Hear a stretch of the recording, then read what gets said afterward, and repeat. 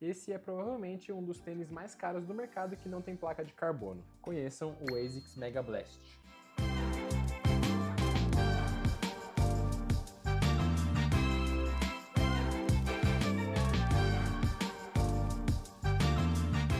Eu já corri mais de 200 km com ele e vou te mostrar um review técnico, um review mecânico e as minhas percepções pessoais desse tênis. Se você ainda não me conhece, meu nome é Henrique Punioshi, eu sou fisioterapeuta formado pela Universidade de São Paulo, sou especialista em esporte pela Universidade Federal de São Paulo e aqui no canal você encontra conteúdos de qualidade e científicos sobre corrida. Eu tô com o Mega Blast já há alguns meses e como vocês podem ver, ele tem algumas marcas aqui da guerra. Eu corri com certeza mais do que 200 km com ele e fiz todos os tipos de treino que você pode imaginar. Fiz treinos de tiro, fiz treinos de rodagem, fiz treinos de variações de ritmo, fiz treino na chuva e até treino na terra ou na grama. Algumas informações técnicas do tênis. O tênis pesa 215 gramas no tamanho 40, então é um tênis que apesar de grandão, ele é bem leve. Ele é um tênis que tem uma altura aqui no calcanhar de 45 milímetros, o que faz ele ser classificado como um tênis proibido, então para provas de triatlo e provas de elite da corrida. E a altura dele aqui na ponta é de 37 milímetros, então dando um drop de 8 milímetros. A espuma da entressola é feita pela tecnologia FF Turbo ao quadrado, que é uma evolução da FF Turbo de tênis como, por exemplo, o Super Blast 2. Então, teoricamente, uma espuma para ser um pouco mais responsiva. Aqui o cabedal é feito por um mesh que foi feito para ser extremamente respirável, vocês vão ver que tem até algumas transparências nele. E aqui no contraforte, uma estrutura para reforçar um pouco da estabilidade e do conforto. Quais foram as minhas impressões quando eu coloquei o Mega Blast no pé a primeira vez? De cara, o que me chamou mais atenção foi realmente a altura da entressola, então é um tênis mais alto dos que eu estava acostumado a usar, porém com uma boa estabilidade, então não é aquele tênis que você põe no pé e começa a pisar já jogando o tornozelo para dentro, fazendo aquela pronação. Ele é um tênis relativamente largo, tanto aqui na parte do toe box, né, nessa parte aqui da frente, quanto na parte medial do tênis, então isso são coisas que ajudam a promover um pouco mais de estabilidade e também bastante conforto. A primeira corrida que eu fiz com ele foi um treino progressivo na pista do Pacaembu, onde a gente começou com voltas mais lentas, se eu não me engano a 6 minutos por quilômetro, e a cada volta a gente progrediu o ritmo e eu acredito que eu cheguei mais ou menos até uns 3,40, 3,50 minutos por quilômetro. Para testar o tênis a gente vai fazer um treino progressivo, a cada 3 voltas a gente vai baixar o ritmo, começando a 6, 5,50 aqui no relógio, todo mundo correndo, vamos ver até onde eu duro. Vambora, 4,45, vamos que vamos. 4,25.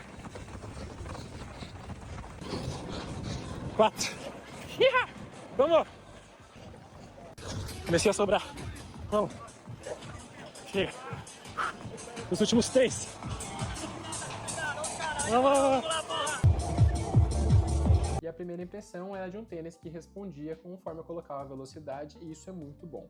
A sensação dele durante a corrida não é daquele tênis muito mole, que afunda muito, mesmo correndo devagar, e conforme você vai aumentando a velocidade, ele vai gerando cada vez mais resposta e te ajudando um pouquinho mais na corrida. Uma coisa que sempre me preocupa dessas espumas mais responsivas é a estabilidade. É o quanto que o tênis promove de movimentos, por exemplo, de pronação do tornozelo. É claro que se a gente comparar o Mega Blast com outros tênis mais baixos, ou mais estruturados, ele vai ser um pouco menos estável, mas quando a gente coloca ele na linha dos super tênis, os tênis de responsividade, ele é um tênis considerado bem estável, na minha opinião. Um ponto importante que eu senti, que eu conversei com outras pessoas que usaram esse tênis e também tiveram essa mesma impressão. Quando eu usava esse tênis em treinos muito leves, eu acabava sentindo no final da corrida ou depois da corrida alguma sensibilidade na unha dos meus pés. Eu demorei um pouco de tempo para entender o porquê que isso estava acontecendo. No final, a minha principal hipótese é que por conta da altura da entressola, correndo muito devagar, com o tempo de contato muito alto, eu provavelmente estava arrastando um pouco mais do pé no chão na corrida. E essa arrastada, essa entrada com o pé fazendo esse movimento de arrastar, estava gerando algum atrito ali nas unhas do meu pé. Depois que eu entendi isso, eu comecei a levantar um pouco mais o pé e essa dor passou.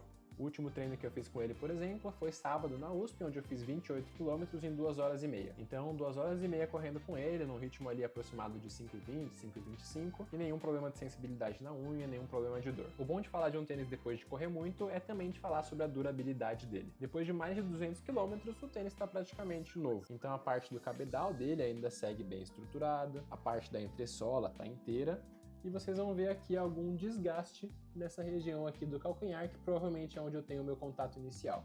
Isso aqui no pé direito e aqui o mesmo desgaste no pé esquerdo. De resto, todo o tênis está muito preservado. Então, resumindo, prós e contras desse tênis.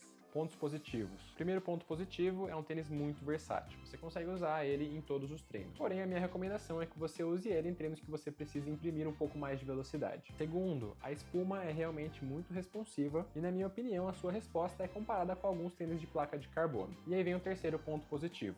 Ele tem uma espuma responsiva e, mesmo assim, ele é muito confortável, com uma boa estabilidade. O ponto negativo dele, acho que é o preço, então um tênis sem placa de carbono que custa na faixa de R$2.000, e essa questão da altura da entressola, que para algumas pessoas pode gerar esse arrastar do pé ou até alguma instabilidade. E aí, para quem que eu recomendo esse tênis? Por conta da responsividade da espuma e da altura da entressola, eu prefiro recomendar esse tênis para corredores intermediários e avançados. Talvez um corredor que está no seu início, está começando a correr, não precise de um tênis com tanta tecnologia assim. Além disso, eu indico para quem está buscando um tênis que é o chamado Super Trainer. Então é um corredor que já tem no seu rodízio um tênis mais confortável, de estabilidade, ele já tem um tênis de placa de carbono, que é menos durável, e ele quer colocar um tênis para usar em treinos mais rápidos. Essa é uma boa opção. A minha opinião pessoal sobre esse tênis é muito boa. Eu comecei a usar mais ele depois que eu comecei a sentir uma leve dor na panturrilha, e esse tênis, principalmente por conta do drop e da tecnologia da entressola, ele diminuía muito a sobrecarga na minha panturrilha. Acabou que eu acostumei, gostei e comecei a usar ele para praticamente todos os treinos. Essa é uma parte muito importante quando você está ouvindo alguém falar sobre tênis. Isso é opinião pessoal, não quer dizer que o que aconteceu comigo é o que vai acontecer com você. Então, por isso,